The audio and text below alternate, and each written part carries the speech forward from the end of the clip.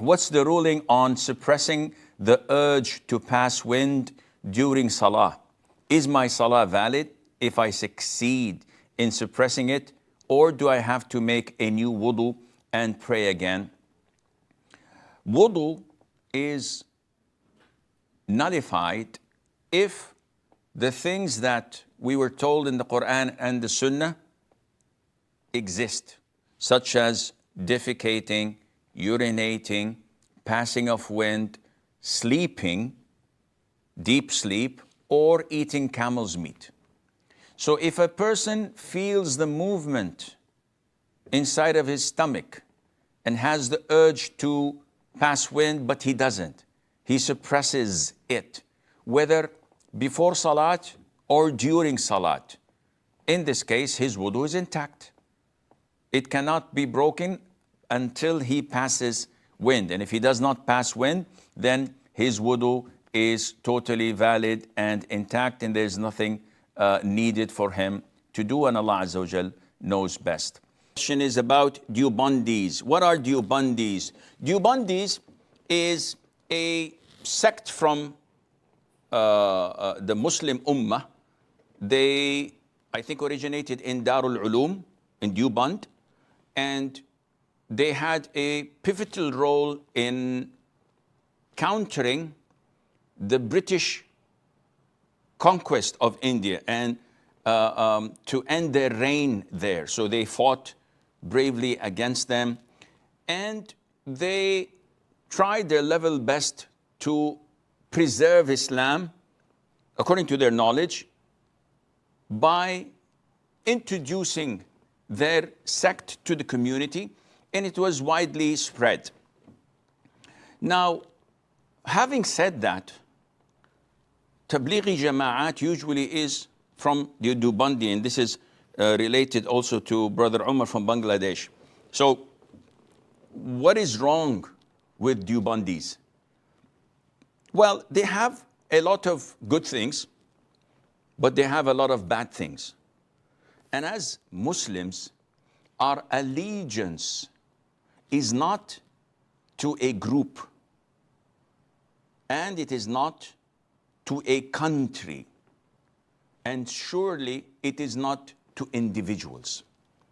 So I would not go out of my way to express my allegiance to Imam so-and-so, or to Sheikh so-and-so, and whoever speaks ill about him, he's my enemy. And whoever my Imam or Sheikh speaks ill about, then I will take arms against him. No, no, no, no. This is not Islam. Our allegiance is totally to Allah Azza wa Jal and to His Messenger Sallallahu Alaihi Wasallam. And this is why we are like a magnet of hate when we are in the communities. Everybody hates us. Why? Because we're Muslims. So non-Muslims hate us for our commitment to our religion. We are following the Sunnah of the Prophet ﷺ. So all those who innovate in Islam and want it to be shoved in our throats, down our throats, hate us.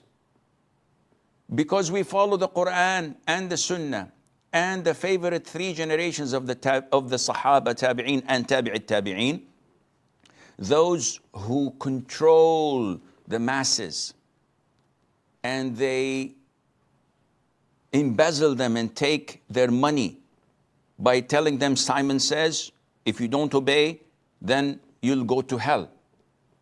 They hate us because we come to free people, so that they only enslave themselves to Allah Azza wa Jal, no one else. So, as Muslims, we look at different sects and cults in accordance to the Qur'an and the Sunnah. We do not have any beef with any sect or cult just for the color of their eyes and the color of their hairs and the tone of their skins. No, we have no beef with any sect or cult just because of their language that they speak or which country they are originating from. We are Muslims. whether you're from Japan or from Hawaii or from of Africa, you're my brother. We share a common thing, that is Islam. So what's the problem? The problem is when you come and introduce something that is not part of Islam. Give me an example. I'll give you an example. I give you examples, but I don't want to devote this segment to such things. But I'd like you not to be biased. I'd like you sort of to have an out of body experience in the sense that I'd like you to listen to me with your intellect, with your head, not with your feelings. Don't look at me as an extremist, Wahhabi, so. No. Listen to me and see if what I'm saying is logical in accordance with the Qur'an and Sunnah. If someone were to come and innovate in Islam, what's the ruling of innovation? It's haram. All Muslims agree that bid'ah takes people astray. This is what the Prophet said, ﷺ. He said, every bid'ah takes a person astray. And everything that takes a person astray leads a person in hell. وَإِيَّاكُمْ وَمُحْدَثَاتِ الْأُمُورِ فَإِنَّ كُلَّ مُحْدَثَةٍ بِدْعَةٍ. Everything innovated is a bid'ah. And every bid'ah takes you astray, and everything astray takes you to hellfire. This is what the Prophet used to say, ﷺ, in every major congregation, whether it's Jum'ah, it's Eid, or whatever. So you agree in this? 100%. Okay. If someone innovates in Aqidah,